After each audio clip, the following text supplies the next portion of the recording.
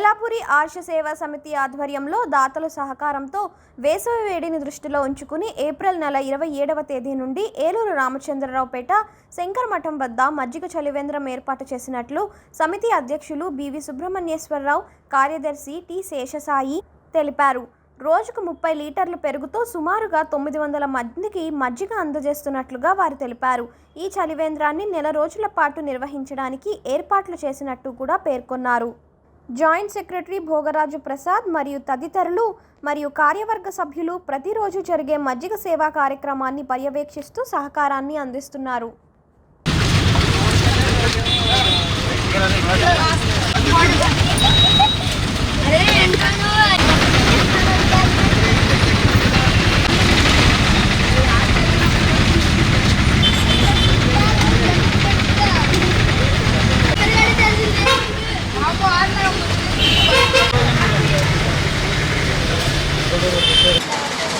మా ఏలూరు నగర్లో ఉన్నటువంటి ఏలాపురి ఆర్ష సేవా సమితి అనేక సేవా కార్యక్రమాలు చేయడం మీ అందరికీ తెలిసిన విషయమే.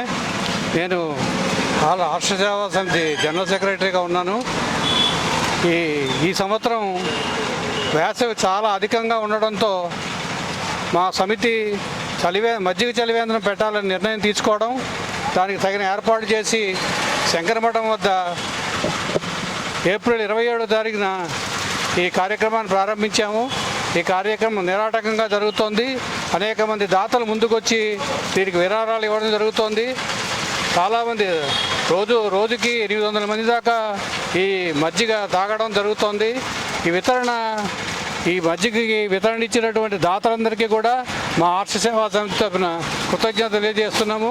ఇదే విధమైన సహకారాన్ని ముందు అందించాలని కూడా కోరుతున్నాం. ఈ రోజుకి ఆర్ష సేవా సమితి నిర్వహిస్తున్న చలివేంద్రంలో ఈరోజు 11వ రోజుకి చేరుకున్నాం. మనం 11 రోజుల నుంచి వితరణ చేస్తున్నాం. అందరూ కూడా వస్తూ చాలా ఎక్కువ మందిగా ఒక రోజుకి 800 మంది దాకా ఈ మజ్జిగని సేవించి చాలా ఆనందం పొందుతున్నారు.